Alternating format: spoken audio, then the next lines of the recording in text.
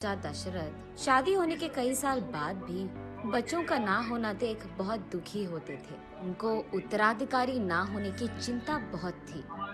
वशिष्ठ महामुनि दशरथ राजा को ऐसे देख उनकी चिंता के कारण जानते हैं। राजा, महायज्ञ का आयोजन कीजिए, अब वो भगवान ही आपकी चिंता दूर कर देंगे।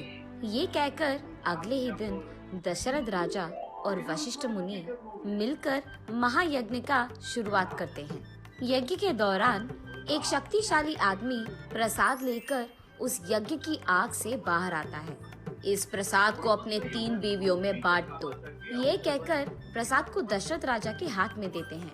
कुछ ही दिनों में कौशल्या को राम, कुछ और दिन बाद सुमित्रा को लक्ष्मण और कुछ और दिन गुजरने के बाद कैकेयी को भरत और शत्रुघ्न जन्मते हैं। कुछ ही सालों में विद्याभ्यास करने के लिए दशरथ राजा उनके बच्चों को वशिष्ठ मुनि के आश्रम भेजते हैं। उनकी पढ़ाई के दौरान एक हादसा ऐसे हुआ था कि एक महायज्ञ को एक राक्षस रोकने की बहुत कोशिश कर रहा था।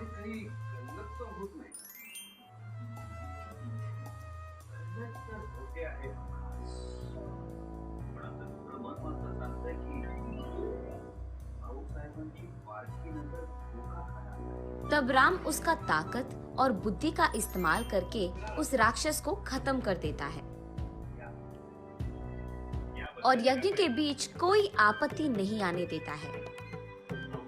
श्री राम की वीरता का वशिष्ठ महामुनि कदर करते हैं। दूसरी तरफ जनक महाराज सीता स्वयंवर के लिए डंडोरा पिटवाते हैं। ये जानकर राम के जन्मदिन के शुभ संदर्भ पे राम लक्ष्मण दोनों को सीता स्वयंवर ले जाते हैं।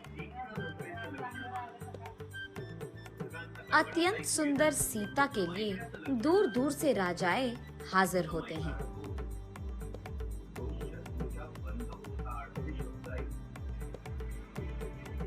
वही मौजूद शिव धनुष को जो आदमी तोड़ता है, जनक महाराज कहते हैं कि वही आदमी सीता के पति बन पाएंगे। वही हाजिर बहुत सारे राजाएं उनकी अपनी अपनी ताकत का दिखावा करते हैं, लेकिन सारी कोशिश विफल होते हैं।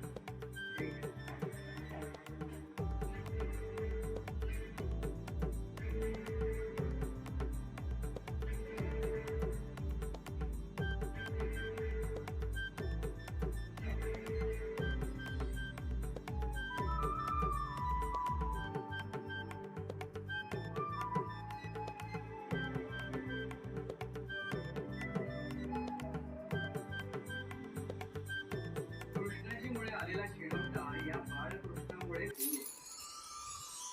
येण्याच्या धांदली हा राजगडावरच राहिला। परवानगीने घेऊन तब वशिष्ठ महामुनि के आदेश के अनुसार राम उस शिव धनुष को एक बड़ी ध्वनि से तोड़ देते हैं।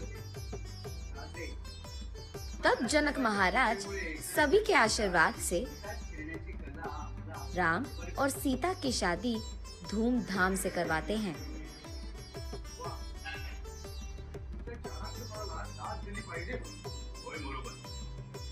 उसके बाद वो दोनों उनके घर अयोध्या पहुंचते हैं।